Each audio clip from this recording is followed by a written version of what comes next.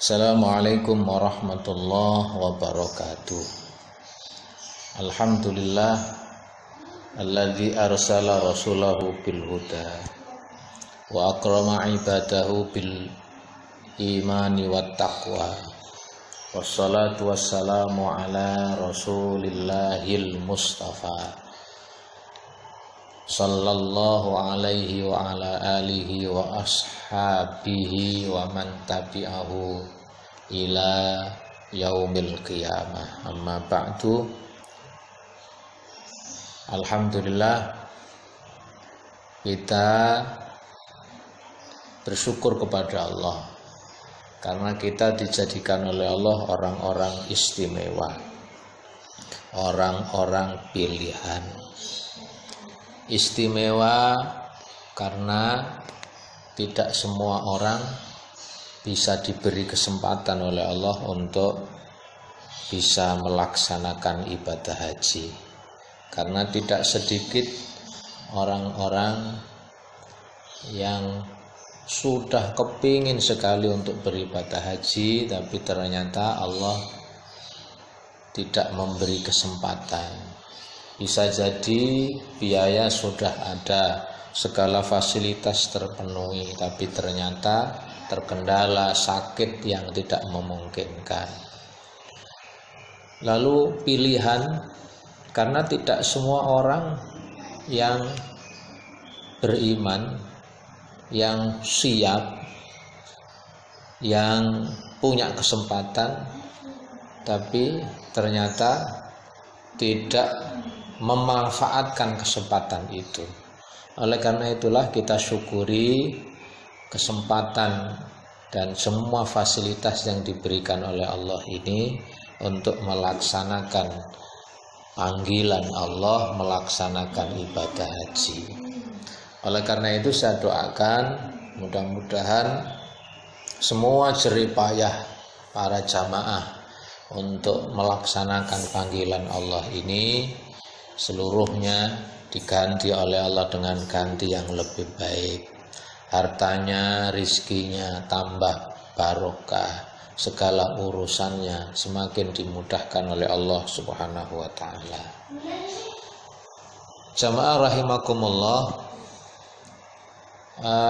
terkait dengan menjaga kemabruran haji, perlu kami sampaikan terlebih dahulu bahwa orang yang hajinya mabrur itu betul-betul sangat istimewa di mata Allah dan juga Rasulnya.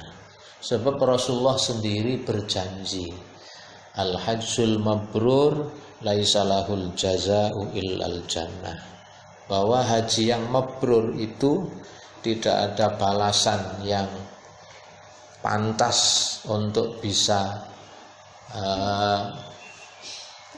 menghadiahi haji yang mabrur itu kecuali surganya Allah Subhanahu wa ta'ala. Oleh itu karena itu kami doakan mudah-mudahan kita semua, panjenengan semua digolongkan oleh Allah nanti hajinya itu haji yang mabrur. Berbicara kemabruran haji, maka tidak bisa lepas dari pelaksanaannya dan juga pasca pelaksanaan ibadah haji.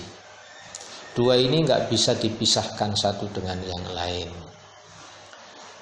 Pertama, ketika pelaksanaan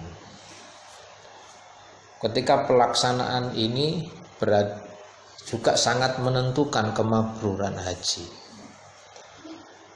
Allah berfirman di surat Al-Baqarah ayat nomor 197, ini bisa menjadi pedoman supaya kelak haji kita itu haji yang mabrur. Allah berfirman, a'udzu billahi minasyaitonir rajim. Al-hajju ashhurum ma'lumat.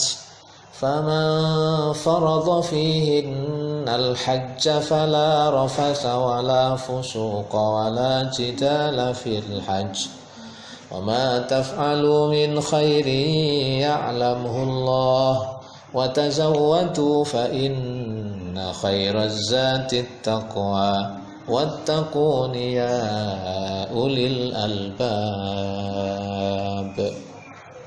Di ayat ini Allah memberi patokan bahwa kalau ingin ingin haji seseorang itu menjadi mabrur, maka yang harus diperhatikan adalah ketika pelaksanaan ibadah haji itu. Di sini rambu-rambunya ada 3, tapi oleh para ulama ditambahi karena ada dalil ayat yang lain dan juga hadis-hadis Nabi yang lain. Jadi syarat pelaksanaan itu yang sangat menentukan kemabruran haji adalah pertama adalah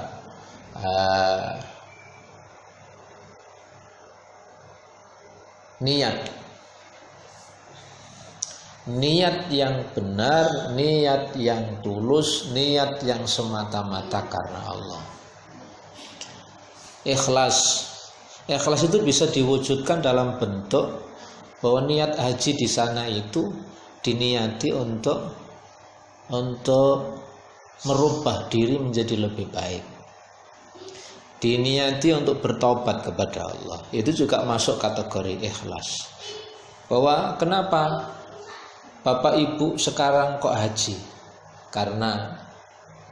Karena ingin supaya dosa-dosa saya diampuni oleh Allah, supaya kesalahan saya dimaafkan oleh Allah. Itu juga salah satu ukuran niat yang baik. Kalau sudah di sana dan sudah dalam prosesi pelaksanaan, maka yang perlu diperhatikan ketika pelaksanaan haji ini adalah setelah niatnya sudah benar, maka yang perlu diperhatikan adalah sebagaimana pedoman di surat Al-Baqarah 197 ini. Faman faradha fihinnal hajja fala rafasa wala fusuqa wala jidala fil hajj. Siapa yang oleh Allah telah berkewajiban melaksanakan ibadah haji di bulan yang sudah ditentukan itu, maka rambu yang pertama fala rafasa, jangan rafas, jangan berkata dan berbuat yang kotor, yang mengarah kepada perbuatan-perbuatan yang memperturutkan hawa nafsunya, syahwatnya. Jadi jangan berkata kotor, utamanya ketika sudah melaksanakan ihram. Ini dijaga betul.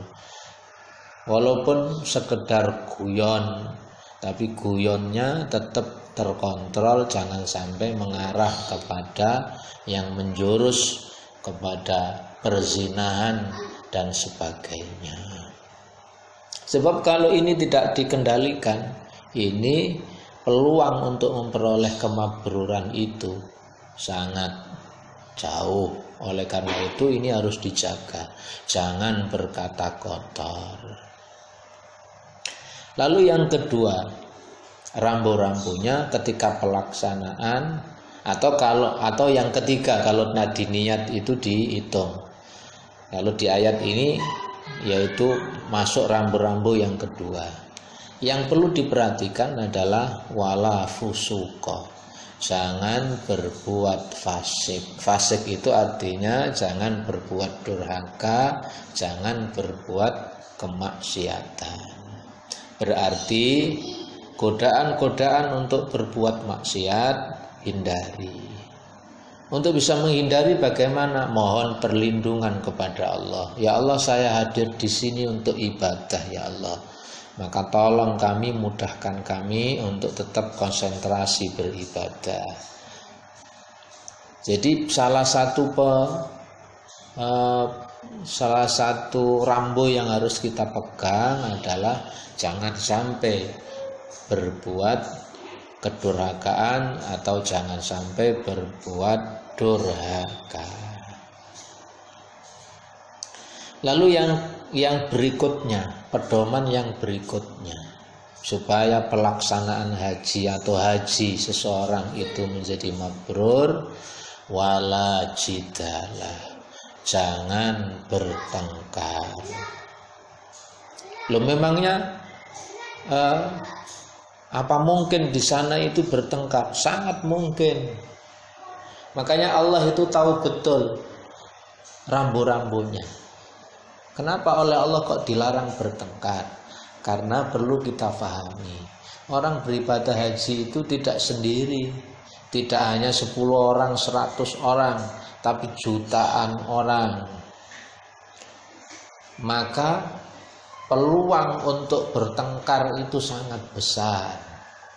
Berarti harus disadari jauh-jauh sebelumnya. Yang harus disadari adalah bahwa kalau ternyata di sana kita ketemu hal-hal yang memancing kita untuk terpancing emosi yang menyebabkan pertengkaran, kita harus ingat, berarti ini godaan. Berarti ini godaan. Maka harus segera dijauhi. Sebab tidak menutup kemungkinan, karena ketemu orang yang bahasanya beda, ketemu dengan orang yang karakternya beda, ketemu hal-hal yang tidak cocok menurut seleranya, ini bisa menjadi pemicu pertengkaran. Oleh karena itu, kalau ingin hajinya mabrur, berarti harus dihindari. Harus dihindari. Rumusnya sederhana sebenarnya, supaya tidak gampang terpancing emosi itu. Kalau mendapati di sana hal-hal yang enak, hal-hal yang menyenangkan, syukuri. Tapi sebaliknya, kalau ternyata kita mendapati sesuatu apapun yang ternyata itu di luar perhitungan dan perkiraan kita, yang menurut kita tidak cocok, selera nggak pas, maka kita harus berpikir positif, ambil hikmahnya. Karena pasti, karena di sana itu kadang-kadang keadaan itu terjadi tiba-tiba. Oleh karena itu, kalau mendapati sesuatu yang menurut penilaian diri kita itu tidak menyenangkan, maka rumusnya adalah disabari. Kalau enak, senang, disyukuri. Kalau mendapati sesuatu yang ternyata itu tidak cocok dengan keinginan dan mungkin harapan kita, maka disabari, atau bahasa Jawanya itu diterima. Sehingga kalau dirumuskan disyukuri, diterima, berarti kemana-mana harus bawa sangu, kurma, syukur lan rimo. Itu supaya tidak gampang terpancing untuk bertengkar. Dan ini kalau ditaati, insya Allah hajinya mabrur. Dan janjinya sekali lagi, orang yang hajinya mabrur, dosanya diampuni, seperti bayi yang baru lahir tidak punya dosa. Dan otomatis janji berikutnya adalah surganya Allah Subhanahu wa ta'ala. Kemudian yang tidak kalah pentingnya adalah merawat kemabruran haji itu. Bagaimana supaya nanti setelah selesai ibadah haji yang kita sudah upayakan maksimal saat pelaksanaan tadi itu, tetap terjaga kemabrurannya sampai akhir hayat kita. Sebab menjaga kemabruran itu tidak berhenti hanya ketika saat melaksanakan ibadah haji, tapi juga ada pasca haji. Selesai ibadah haji, disinilah justru menjadi penentu.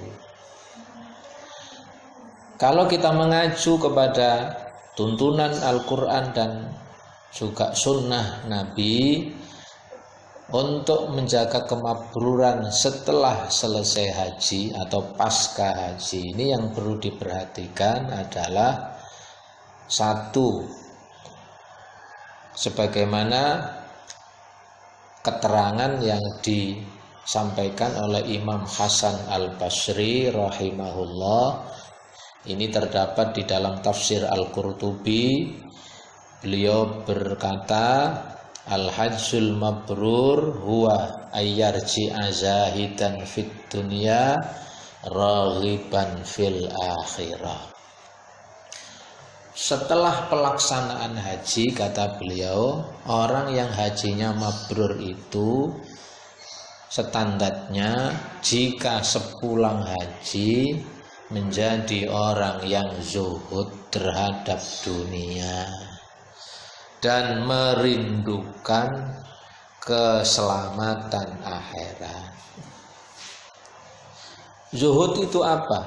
Zuhud itu dalam penjelasannya sahabat Nabi Abdullah ibnu Abbas, zuhud itu 3 ukurannya, yaitu diambil dari kata zuhud itu sendiri. Zuhud itu terdiri dari 3 huruf.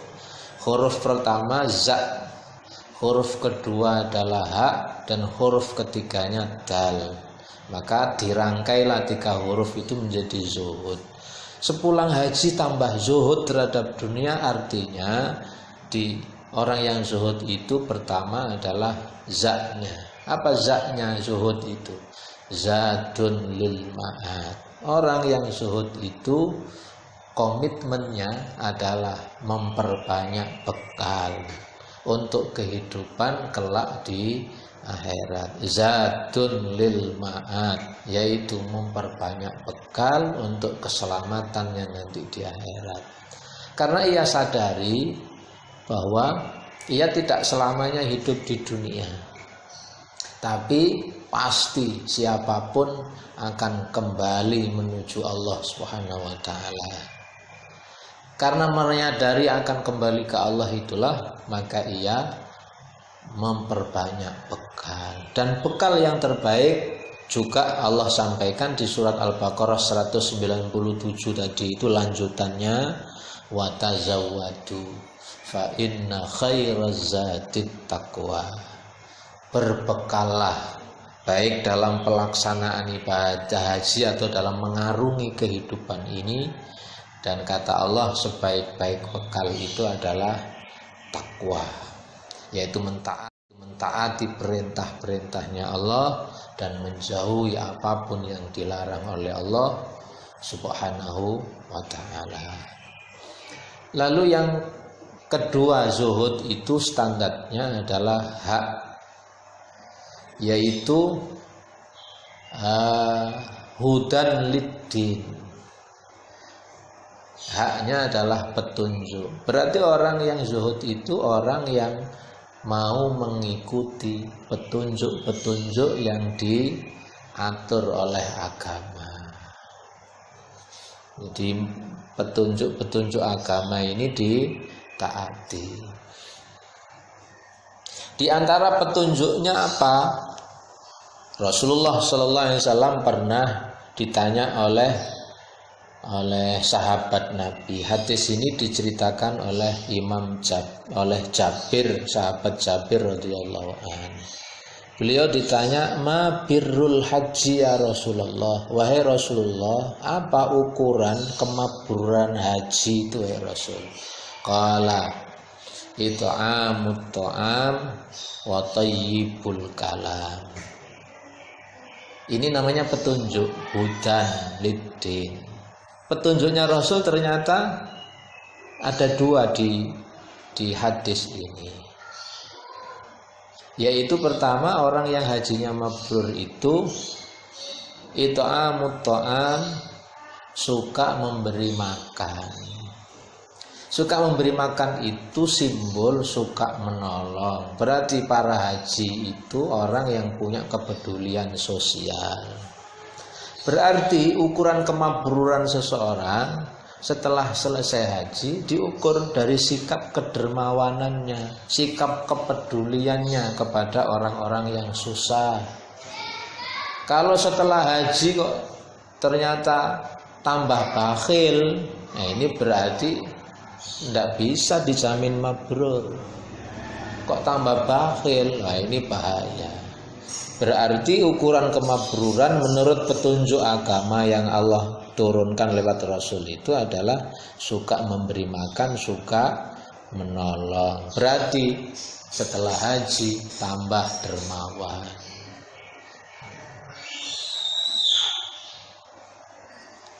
Jamaah rahimakumullah, itu ukuran atau tuntunannya. Lalu yang kedua, salah satu tuntunan yang dituntunkan oleh Rasulullah adalah yaitu watayyibul kalam. Orang yang beribadah haji itu atau orang yang hajinya mabrur itu adalah orang yang ucapannya itu baik. Jadi setelah haji ucapannya tambah baik, ucapannya tambah baik.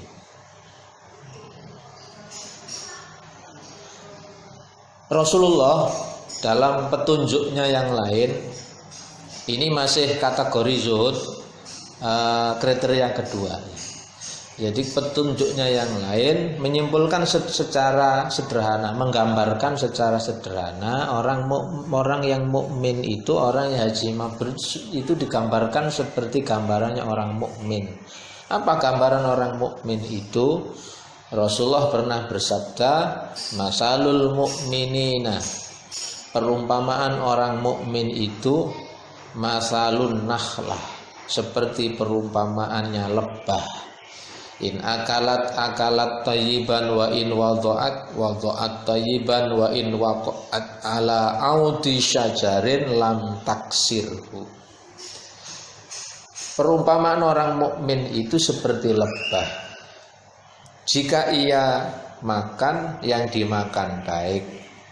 Jika ia mengeluarkan sesuatu, ia pun mengeluarkan sesuatu yang baik, bahkan menjadi obat.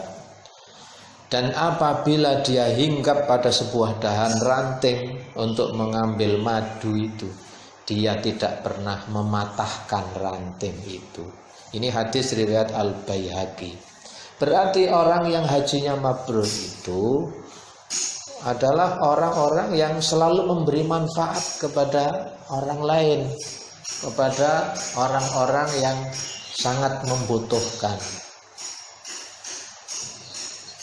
Orang yang memberi manfaat sebanyak-banyaknya kepada orang lain. Ini ukuran mabrur setelah haji. Makanya kalau setelah sehaji kok tambah medit, bahasanya orang Jawa, kok tambah bakhil, ini berarti perlu dipertanyakan kemabrurannya. Kemudian sifat lebah itu juga kalau dia hinggap dimanapun tidak pernah mematahkan ranting. Berarti orang yang hajinya mabrur, orang yang mukmin itu berarti dia selalu membawa kedamaian dimanapun dia berada.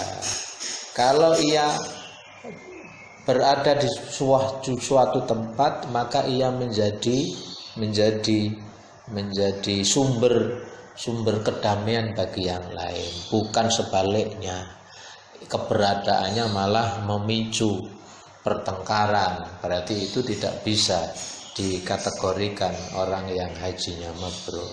Berarti dimanapun ia berada selalu memberi manfaat kepada yang lain, sebagaimana diisyarahkan oleh Nabi dalam hadis yang lain, khairun nas anfa'uhum linnas, bahwa sebaik-baik manusia itu adalah yang bisa memberi manfaat kepada yang lain.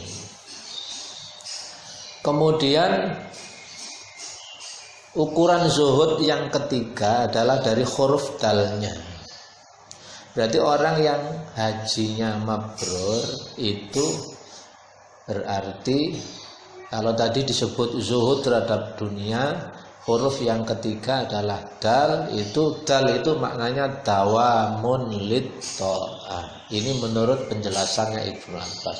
Berarti orang yang hajinya mabrur itu dia punya keistiqomahan. Jadi ia pertahankan kebiasaan-kebiasaan baik yang sudah dikerjakan selama ibadah haji. Jadi setelah haji ia istiqomah, tambah kuat istiqomahnya, tambah kontinu dalam komitmennya, ketaatannya menjadi hamba Allah yang baik dalam berbuat kebaikan. Dawamun lit-tha'ah, yaitu tambah istiqomah, tambah kontinu dalam ketaatan. Ini menjadi ukuran. Kalau setelah haji ternyata malah kendor ketaatannya, nah ini hati-hati. Berarti kemungkinan kemabrurannya itu menjadi luntur. Maka kita jaga, kita berdoa mohon kepada Allah, mudah-mudahan tetap diberi kekuatan untuk istiqomah. Insya Allah dengan itu, dengan pedoman itu, maka haji kita semua insya Allah dijadikan oleh Allah haji yang mabrur. Secara ringkas ukurannya kalau dikaitkan dengan pasca haji adalah berarti orang yang hajinya mabrur selesai haji itu adalah orang-orang yang selalu punya kepedulian kepada orang lain, atau dan itu dirumuskan dalam rumus zuhud.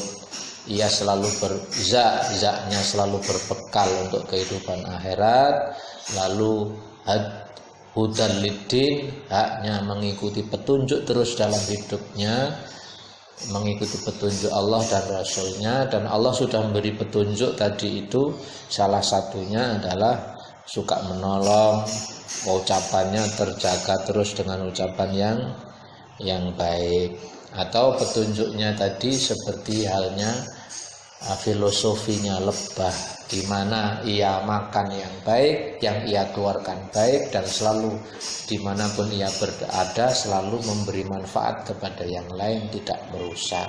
Loh, tapi kan ada sengatnya. Sengat bukan untuk merusak, tapi untuk membela diri. Orang mukmin itu sesekali kalau dalam kondisi terzalimi dibolehkan membela diri, bukan dalam rangka membuat kerusakan, tapi semata-mata membela diri untuk menegakkan ketidakadilan. Lah, yang terakhir ukuran diterimanya atau mabrurnya haji itu adalah dawamun lit-tha'ah. Ada kontinuitas, ada keistiqomahan dalam ketaatan. Insya Allah kalau itu dijaga, insya Allah hajinya mabrur. Dan haji yang mabrur sekali lagi balasannya adalah dosanya diampuni dan dijanjikan oleh Allah surga. Mudah-mudahan, amin ya rabbal alamin. Demikian, mudah-mudahan uraian ini bisa memberi pedoman buat kita semua agar haji kita dijadikan oleh Allah haji yang mabrur. A'udzu billahi minasyaitonir rajim. Bismillahirrahmanirrahim. Allahumma shalli wa sallim wa barik ala sayyidina Muhammad walhamdulillahi rabbil alamin. Allahumma ja'al hajjana mabrura wa sa'yan mashkura wa dzamban maghfura wa tijaratan lan tabur ya alima ma fis sudur akhrijna minadz dzulumati ilan nur. Ya Allah, jadikanlah haji kami haji yang mabrur. Seluruh jerih payah kami Kau ganjar dengan ganjaran yang baik, dan seluruh biaya Kau ganti dengan rizki yang tambah baik dan barokah ya Allah. Dosa kami Kau ampuni, seluruh ibadah kami Kau ridhoi, dan Kau bimbing kami menjadi lebih baik. Kau keluarkan kami dari kegelapan menuju cahaya petunjuk-Mu ya Allah. Lalu juga ya Allah, kuatkan kami untuk terus istiqomah sampai akhir hayat kami ini, menjaga iman, menjaga kesolehan diri sampai akhir hayat ya Allah, sehingga akhir hidup kami adalah husnul khatimah. Rabbana atina fid dunya hasanah wa fil akhirati hasanah wa qina adzabannar. Sallallahu ala nabiyyina Muhammad walhamdulillahi rabbil alamin. Wal afu minkum wallahu muwaffiq ila aqwamit thariq ihdinas siratal mustaqim. Wassalamu alaikum warahmatullahi wabarakatuh. mentaati perintah-perintahnya Allah dan menjauhi apapun yang